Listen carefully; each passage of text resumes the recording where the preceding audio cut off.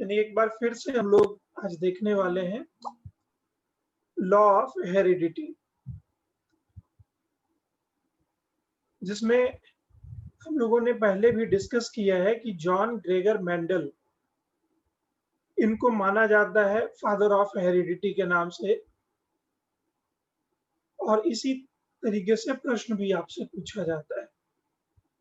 दूसरा प्रश्न जो आता है यहाँ से वो ये है कि जॉन ग्रेगर मेंडल ने किस चीज के ऊपर एक्सपेरिमेंट किया था। तो इन्होंने मटर के दाने के ऊपर एक्सपेरिमेंट किया था। इनका रिसर्च पब्लिश्ड हुआ 1866 में और 1900 में आकर के इस क्षेत्र में काफी ज्यादा विकास हुआ। 1950 तक आते आते द्विकुंडलीय डीएनए की जो संरचना आप लोग देखते हैं, वो चीज वाटसन और क्रिक के सहयोग से अस्तित्व में आया। इसके बाद तो जेनेटिक्स इंजीनियरिंग की लड़ी लग गई, ढेर सारे रिसर्च हुए और अब हम लोग इस अवस्था में पहुंच चुके हैं कि जेनेटिक मॉडिफाइड क्रॉप्स को देख रहे हैं, यूज कर रहे हैं, उसका प्रोडक्शन हो रहा है लार्ज स्केल पर।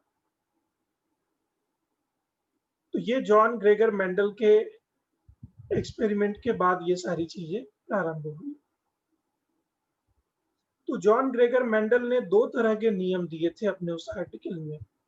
पहला नियम था प्रिंसिपल ऑफ सेग्रीगेशन, पृथक्करण का सिद्धांत, और दूसरा इनका सिद्धांत था प्रिंसिपल ऑफ इंडिपेंडेंट असॉर्टमेंट, यानी स्वतंत्र मिश्रण का सिद्धांत। तो एक एक करके हम लोग देखते हैं कि ये दोनों थ्योरी, ये दोनों प्रिंसिपल्स क्या है। तो पृथक्करण के सिद्धांत में उन्होंने बताया तीन फैक्ट को उन्होंने वहां पर बताया है। तो पहला फैक्ट है, हेडिंग आप लोग डाल सकते हैं, प्रिंसिपल ऑफ सेग्रीगेशन, यानी पृथक्करण का सिद्धांत। नाम से ही स्पष्ट है, अलग करने का सिद्धांत है ये। तो इसमें ये पहला नियम बता रहे हैं कि जो गुण पहली पीढ़ी में दबा हुआ रहता है या छिपा हुआ रहता है, वो समाप्त नहीं होता, बल्कि बाद की पीढ़ी में भी कुछ सदस्यों में वो डोमिनेट कर सकता है या देखने में आ सकता है। मैं फिर से दोहरा रहा हूं, जो गुण पहली पीढ़ी में दबा या छिपा हुआ रहता है वो समाप्त नहीं होता, बल्कि बाद की पीढ़ी में कुछ सदस्यों में दिखाई देता है। इसका मतलब ये हुआ कि कोई भी अनुवांशिक गुण अगर एक पीढ़ी में नहीं दिख रहा है, यानी उस वंश परंपरा में पहले से चलता आ रहा है, लेकिन अचानक उस वंश परंपरा का कोई बालक है जिसमें वो गुण देखने को नहीं मिला, उस सदस्य में वो गुण डोमिनेट नहीं हो पाया। इसका मतलब ये नहीं है कि वो गुण समाप्त हो चुका है, वो गुण बना हुआ रहता है और बाद के पीढ़ी में किसी सदस्य में देखने को मिल सकता है। यानी वो कभी भी वो ट्रेट डोमिनेट कर सकता है, समाप्त नहीं होता, वो अपने अस्तित्व में बना हुआ रहता है। इसके बाद दूसरा नियम उन्होंने बताया, प्रिंसिपल ऑफ सेग्रीगेशन के अंतर्गत उन्होंने दूसरा नियम बताया है कि दबे हुए गुण अन्य गुणों के साथ मिल करके अपना अस्तित्व समाप्त नहीं करते हैं, बल्कि पीढ़ी दर पीढ़ी अपने मूल रूप में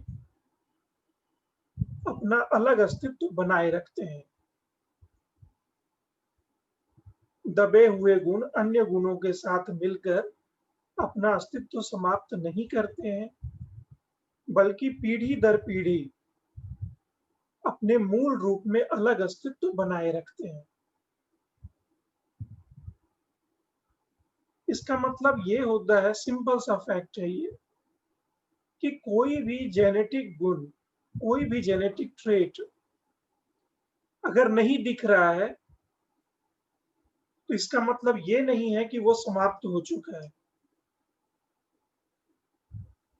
नहीं दिखने का मतलब ये नहीं होता है कि वो समाप्त हो गया, वो अन्य गुणों के साथ मिलजुल करके भी अपने अस्तित्व को बचाए रखता है, बनाए रखता है, और जब भी उसको फेवरेबल कंडीशन मिलता है तो वो फिर से एक बार डोमिनेट कर जाता है। जरूरी नहीं है कि किसी वंश परंपरा के प्रत्येक सदस्य में वो चीज देखने को मिले, एक आध पीढ़ी गैप करके भी डोमिनेट कर सकता है। समझ गए इसको? और इसका तीसरा नियम है कि मानव शिशुओं में पृथक्करण का सिद्धांत, मानव शिशुओं में पृथक्करण का सिद्धांत स्पष्ट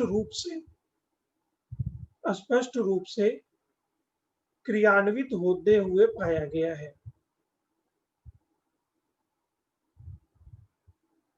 खास तौर पर आनुवांशिक रोगों में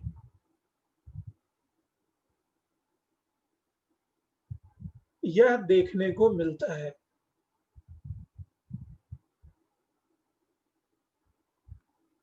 तो ये 3 तरह के फैक्ट दिए गए पृथक्करण के सिद्धांत के अंतर्गत। प्रिंसिपल ऑफ सेग्रीगेशन में हमने 3 फैक्ट को देखा। तो इस तीनों नियम को देख करके ये बात स्पष्ट हो जाती है कि कोई भी जेनेटिक ट्रेट किसी पीढ़ी में दिख सकता है, किसी पीढ़ी में नहीं भी दिख सकता है। नहीं दिखने का मतलब ये नहीं है कि वो समाप्त हो गया है। अन्य गुणों के साथ मिल करके भी वो समाप्त नहीं होता है, बल्कि अपना अस्तित्व बनाए रखता है।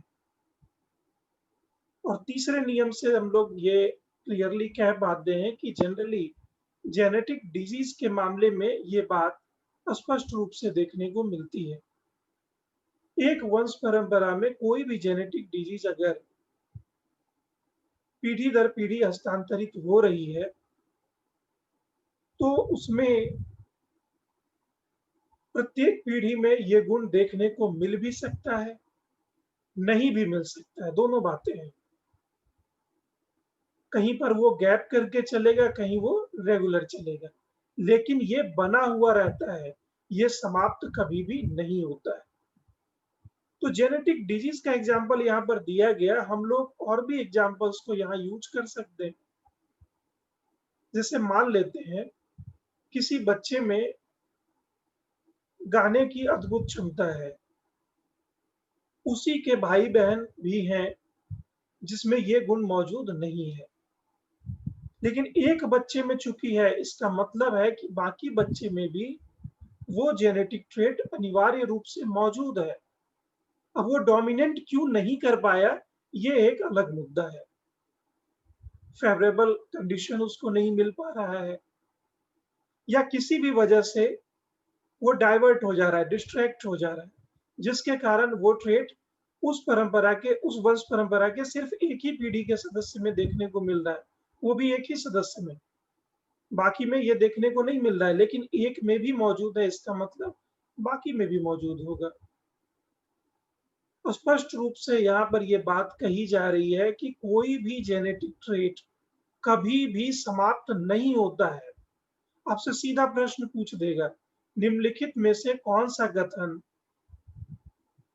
पृथक्करण के सिद्धांत के अंतर्गत गलत है या सही है? तो वहां पर अगर गलत है तो एक कोई गलत रहेगा, 3 सही रहेगा। कौन सा कथन सही है, तो एक सही रहेगा और 3 गलत रहेगा। और वहां पर ऑप्शंस क्या हो सकते हैं? वहां पर पहला ऑप्शन दे देगा कि कोई भी जेनेटिक ट्रेट कभी भी समाप्त नहीं होता, तो ये कथन सत्य है। दूसरा दे सकता है कि अन्य गुणों के साथ मिलकर के कोई भी जेनेटिक ट्रेट अपना अस्तित्व नहीं खोता है, ये कथन भी सही है। तीसरा दे देगा कि एक गुण किसी पीढ़ी के सदस्य में नहीं देखने को मिलता है और बाद के कुछ पीढ़ी बाद भी उस वंश परंपरा के अन्य सदस्यों में देखने को मिल सकता है, ये भी बात सही है। चौथा कोई एक ऑप्शन वहां पर दे सकता है आपको कंफ्यूज करने के लिए, जो इन सब से मिला जुला हुआ हो। अगर गलत को छांटना है तो चुन लीजिए, बाकी 3 सही आपको पता है। तो एकदम क्लियर कट रहिए, क्रिस्टल क्लियर रखिए अपने माइंड को कि कोई भी जेनेटिक ट्रेट कभी भी समाप्त नहीं होता। नहीं दिखने का मतलब ये नहीं है कि उस वंश से वो विलुप्त हो गया, वहां वो मौजूद रहता है।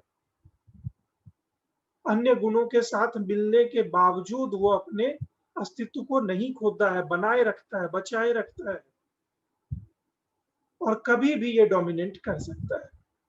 इसका कोई फिक्स फार्मूला नहीं है कि इतने वर्ष के बाद या इतने पीढ़ी के बाद वो डोमिनेट करेगा, ऐसा कुछ क्लियर कट आप नहीं कह सकते। आपने 2-3 बीमारियों का नाम सुना होगा जो जेनेटिक डिजीज है, जैसे कलर ब्लाइंडनेस, लाल और हरे रंग के बीच में फर्क नहीं कर पाना, जैसे वो कान पे बाल उगने वाली जो समस्या है, ठीक है। ये सब जेनेटिक डिजीज के टिपिकल एग्जांपल्स हैं। और ये कैसे भागता है, एक पीढ़ी से दूसरे पीढ़ी में कैसे स्थानांतरित होता है, इसका भी अपना फिक्स फार्मूला है। लेकिन ये भी देखने को मिलता है कि किसी जनरेशन में वो दिखा और किसी जनरेशन में नहीं भी दिखा, लेकिन वो समाप्त नहीं होगा। कलर ब्लाइंडनेस की वाहक स्त्रियां होती हैं, लेकिन ये प्रभावी होता है हमेशा पुरुषों में। कान पे बाल वाली जो समस्या है, ये पिता से पुत्री में जाता है, पुत्री से फिर उसके पुत्र में जाएगा। तो लड़के इससे प्रभावित जरूर रहेंगे, लेकिन उनकी संतान में यह गुण प्रवाहित नहीं होगा, क्योंकि इसकी वाहक भी हमेशा स्त्रियां ही होती हैं। तो तमाम ऐसे जेनेटिक डिजीज हैं जिसके बारे में आप गूगल कर सकते हैं, जानकारी एकत्र कर सकते हैं। काफी इंटरेस्टिंग फैक्ट्स उधर आपको मिलेंगे। तो ये था लॉ ऑफ सेग्रीगेशन। अब हम लोग देखते हैं लॉ ऑफ इंडिपेंडेंट असॉर्टमेंट, स्वतंत्र मिश्रण का सिद्धांत।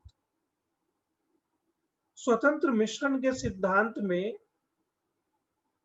नाम से ही स्पष्ट है कि ऐसा मिश्रण है जो एक दूसरे पर असर नहीं डालता है। स्वतंत्र मिश्रण, इंडिपेंडेंट असॉर्टमेंट। तो इसमें एक ही नियम उन्होंने लिखा है मेंडल ने, और वो नियम है कि एक अनुवांशिक गुण का वितरण दूसरे अनुवांशिक गुण के वितरण से प्रभावित नहीं होता है,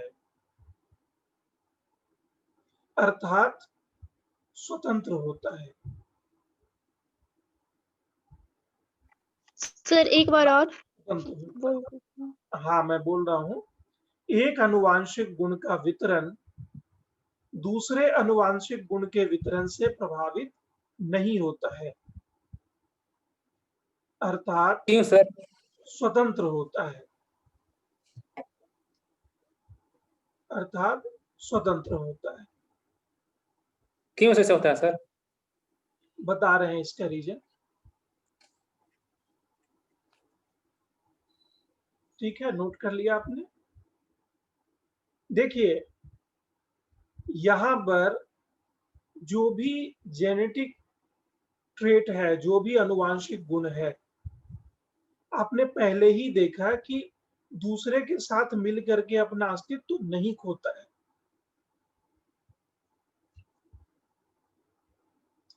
एक अनुवांशिक गुण कभी भी दूसरे अनुवांशिक गुण के साथ मिल करके अपना अस्तित्व नहीं खोता है। हम इस नियम को पहले ही देख चुके हैं,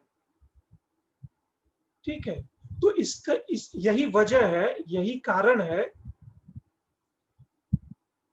कि एक गुण के ऊपर में दूसरे गुण का प्रभाव नहीं पड़ता। आवाज नहीं आ रहा है सर। थोड़ा नेटवर्क इश्यू होगा, कोई बात नहीं है।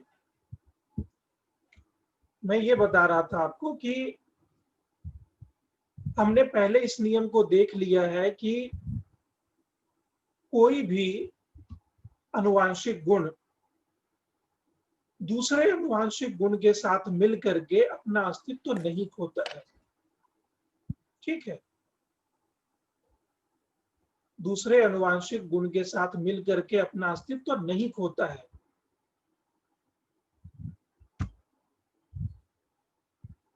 तो इसका मतलब ये हुआ कि जैसे किसी की लंबाई उसके स्किन के कलर से प्रभावित नहीं होगा। ठीक है, किसी का मोटापा उसकी लंबाई से प्रभावित नहीं होगा। ये सब अलग अलग ह्यूमन ट्रेट्स है ना, जेनेटिक ट्रेट्स हैं। आपके स्किन के कलर का आपके हाइट के साथ क्या लेना देना है? कोई उसमें ये रिलेशन आप ढूंढ पाएंगे? कोई संबंध?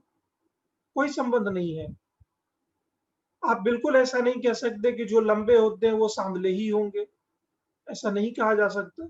जो सांवले हैं वो लंबे नहीं हो सकते, आप ऐसा नहीं कह सकते हैं। सभी गुण आनुवांशिक गुण हैं और एक ही व्यक्ति में मौजूद हैं, लेकिन इसके बावजूद प्रत्येक गुण अपना अस्तित्व बनाए रखने में सक्षम है। तो आप जानते हैं कि मेंडल ने मटर के दाने के ऊपर प्रयोग किया था, तो उन्होंने अपने स्टडी में पाया कि मटर के पौधे के फूल का जो रंग होता है वो मटर के फली के आकार, उसके डंठल की लंबाई, इन सभी गुणों से स्वतंत्र होता है। उनके स्टडी में ये बात निकल करके आई कि फूल का जो कलर है उसको डंठल की लंबाई से कोई मतलब नहीं है। आप जानते हैं कि वही फूल आगे बढ़ करके विकसित होता है और फल के रूप में दिखता है या विकसित होता है। फूल से ही फल बनता है। तो फूल के कलर का उसके फली के आकार से भी कोई मतलब नहीं है, कोई रिश्ता नहीं है। उन्होंने अपने स्टडी में इस चीज को पाया और उसी आधार पर वो एक अलग सिद्धांत के रूप में यहाँ पर जोड़ रहे हैं, जिसको हम लोग प्रिंसिपल ऑफ इंडिपेंडेंट असॉर्टमेंट के नाम से जान रहे हैं। और स्पष्ट रूप से वो बताते हैं कि कोई एक जेनेटिक ट्रेट का डिस्ट्रीब्यूशन दूसरे जेनेटिक ट्रेट के डिस्ट्रीब्यूशन से इफेक्टेड नहीं होता है, बल्कि इंडिपेंडेंट होता है।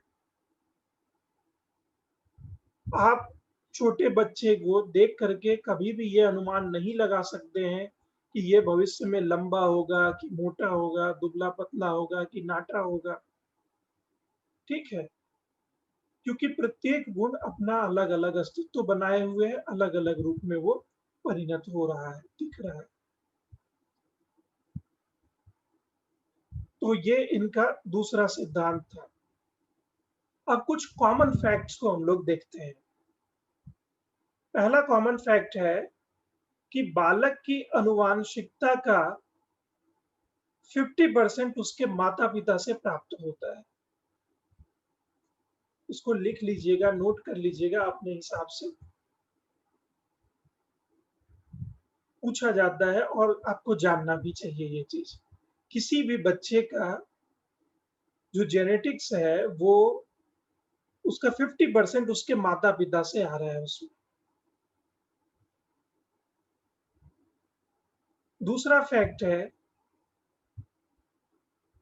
कि 25% यानी 1/4 दादा दादी और नाना नानी से आ रहा है।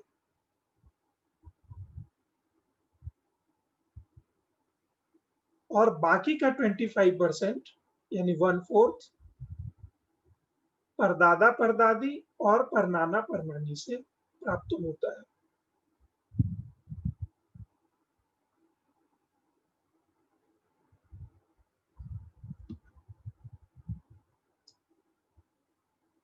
इसको आगे फिर हम लोग डिस्कस करेंगे, डोंट वरी।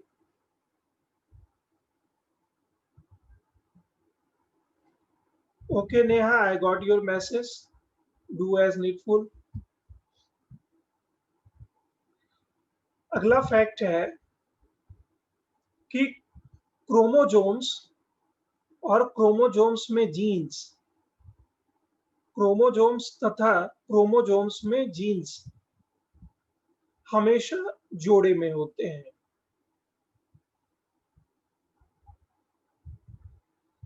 क्रोमोजोम्स और क्रोमोजोम्स में जीन्स हमेशा जोड़े में होते हैं, जब भी होगा पेयर में होगा। अब यही एक छोटा सा फैक्ट है, आपको लगेगा कि इतना सिंपल फैक्ट्स क्यों इस पर इतना डिस्कस करना, समय लगाना। लेकिन रीजन है, जब आप कंफ्यूज होते हैं तो आप इसी सारे जगह पे जाकर कंफ्यूज हो जाते हैं। एक छोटा सा फैक्ट दे देगा इनमें से कौन सा सही है कौन सा गलत है, कुछ भी, और वहां दे देगा जीन्स हमेशा जोड़े में होते हैं, जीन्स हमेशा पृथक होते हैं, कुछ भी।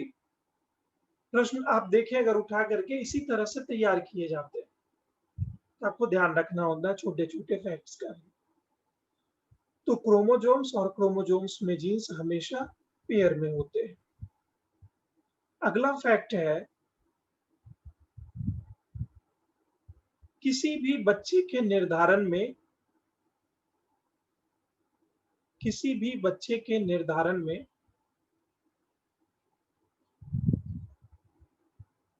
23 pairs of chromosomes, 23 pairs of chromosomes, 23 जोड़े क्रोमोजोम्स, ब्रैकेट में आप लिख सकते हैं total number 46, total number 46, bracket close कर दीजिएगा।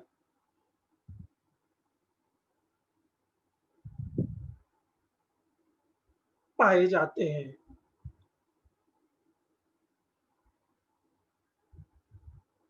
यानी किसी भी बच्चे के अनुवांशिकता का जब निर्धारण हो रहा है तो उसमें टोटल 23 पेयर ऑफ क्रोमोजोम्स पाया जाएगा। ठीक है, ओवरऑल अगर नंबर में हम देखें तो वो 46 होगा काउंटिंग में, और पेयर में 23 पेयर्स होगा। जनरली हमेशा ये ग्रुप में ही रहता है, पेयर में ही रहता है, इसीलिए पेयर की ही बात की जाती है। लेकिन आप कंफ्यूज ना हो इसलिए टोटल नंबर को भी देखना जरूरी होता है, जानना जरूरी होता है। अब अगला फैक्ट है कि 22 जोड़े क्रोमोजोम्स को 22 जोड़े क्रोमोजोम्स को टोटल नंबर कितना हो जाएगा? 44, 44 होगा ना। तो 22 जोड़े क्रोमोजोम्स को ऑटोजोम्स कहते हैं। 22 जोड़े क्रोमोजोम्स को ऑटोजोम्स कहते हैं।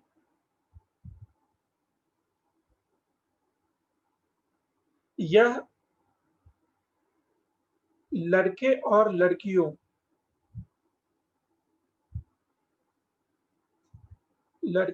लड़कियों दोनों में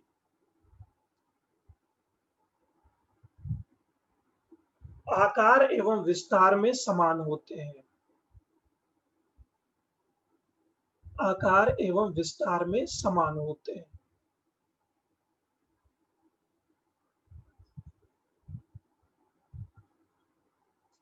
ठीक है,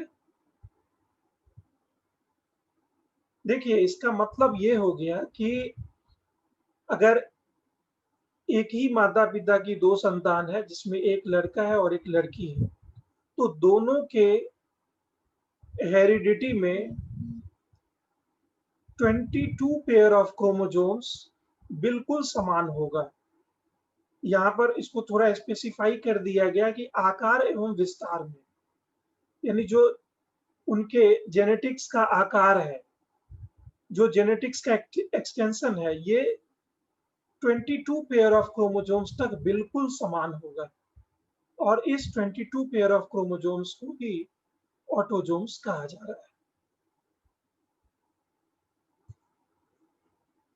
अगला फैक्ट है कि 23वां जोड़ा 23rd पेयर सेक्स क्रोमोजोम कहलाता है। 23वां जोड़ा या 23rd पेयर सेक्स क्रोमोजोम्स कहलाता है। यह लड़कियों में तो समान होता है, यह लड़कियों में तो समान होता है, ब्रैकेट में कैपिटल में 2x लिखिएगा, x x, ब्रैकेट क्लोज। यह लड़कियों में तो समान होता है, 2 कैपिटल X, परंतु लड़कों में भिन्न होता है, परंतु लड़कों में भिन्न होता है, ब्रैकेट में यहां लिखिएगा कैपिटल में x एंड y, मतलब एंड नहीं लगाना है, x y।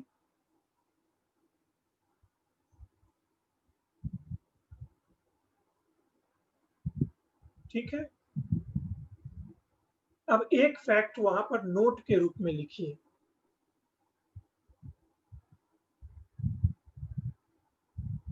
y is less than x, y is less than x,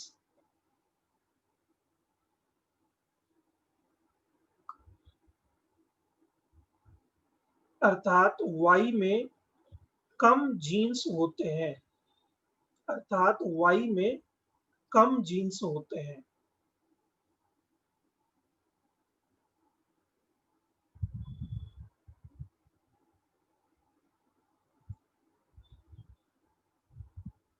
ठीक है। तो यहां पर हम लोग देख रहे हैं कि लड़कियों में और लड़कों में, दोनों में 22 पेयर ऑफ क्रोमोसोम्स तक तो सिमिलैरिटी पाई जा रही है। आकार और विस्तार में यहाँ जितने भी जीन्स हैं वो बिल्कुल समान होते हैं, लेकिन 23वां पेयर जो सेक्स क्रोमोसोम्स है, जिससे किसी भी शिशु का लिंग निर्धारण होता है, वहां पर पाया जा रहा है कि लड़कियों के उस क्रोमोसोम में ज्यादा जीन्स हैं और लड़कों के उस क्रोमोसोम्स में कम जीन्स पाए जा रहे हैं। Y छोटा होता है, X बड़ा होता है।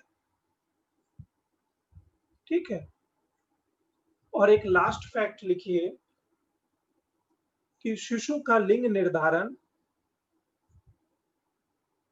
शिशु का लिंग निर्धारण पिता के कारण होता है, मां के कारण नहीं। शिशु का लिंग निर्धारण पिता के कारण होता है, माता के कारण नहीं।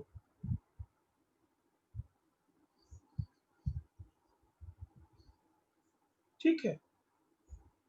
ये कुछ ऐसे इंपॉर्टेंट फैक्ट्स हैं जहां से प्रश्न अक्सर पूछे जाते हैं और आपने इन चीजों को क्लास 10th तक में भी बायोलॉजी में पढ़ा होगा। ठीक है।